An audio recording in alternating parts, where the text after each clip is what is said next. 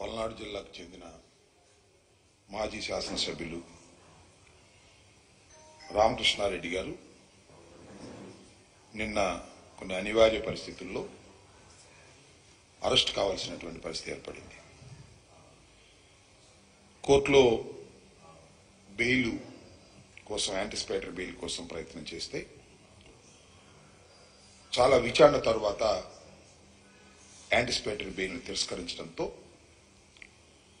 రామకృష్ణారెడ్డి గారిని అరెస్ట్ చేశారు. రామకృష్ణారెడ్డి గారు కూడా స్వచ్ఛందంగా లొంగిపోయి అరెస్ట్ అయ్యారు.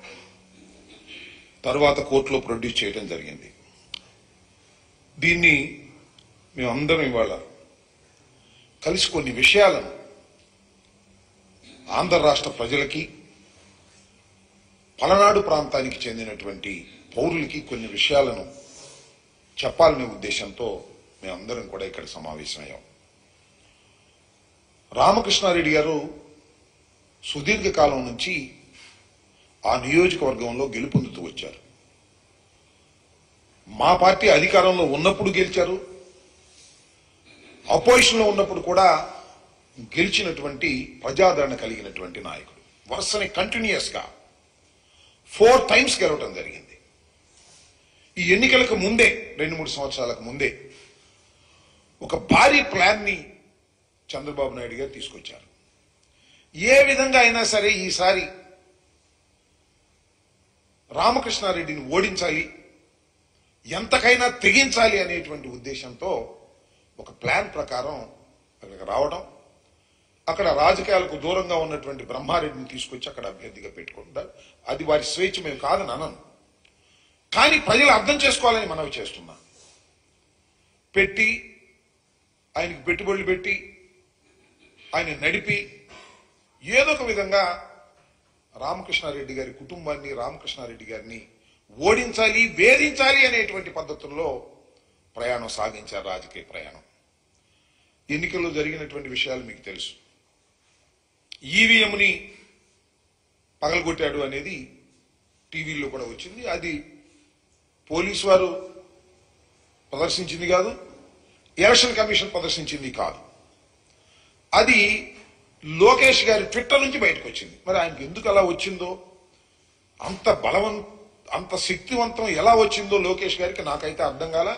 నాకే కాదు, ఎవరికీ అర్థం కాదు. ముందు ఆయనకు వచ్చింది అది విజువల్, దాన్ని ట్విట్టర్లో పెట్టారు. ఆ ట్విట్టర్లో పెట్టింది చూసి కేసు పెట్టారు. ఈ కేసు అనేది it is pure A bailable case. Automatic గా 7 సంవత్సరాలు రూపశిక్ష పడేది కాబట్టి పోలీస్ స్టేషన్లోనే బెయిల్ ఇచ్చేస్తారు. అలా ఉండటానికి వీల్లేదు. ఈ కేసు పెట్టినా అతనికి బెయిల్ రావడానికి వీల్లేదు అనేటువంటి ఒక దురుద్దేశంతో 307 కేసు పెట్టారు. 1 కాదు 2 పెట్టారు. ఎవరు పెట్టింది? ఒక పోలీస్ ఆఫీసర్ కంప్లైంట్ మీద పెట్టారు. ఆ పోలీస్ ఆఫీసర్ ఎప్పుడు కంప్లైంట్ ఇచ్చాడు? ఇన్సిడెంట్ జరిగిన 9 రోజులు కంప్లైంట్ ఇచ్చాడు. 9 రోజుల తర్వాత కేసులో పెట్టారు. What is this? అర్థం కావట్లేదు. ఇట్స్ ఫ్యాబ్రికేటెడ్ అని. సంఘటన జరిగితే ఆ సంఘటన జరిగిన తక్షణమే నన్నో లేకపోతే సంబంధిత రామకృష్ణను ముద్దాయిగా పెట్టి కేసు రిజిస్టర్ చేస్తారు.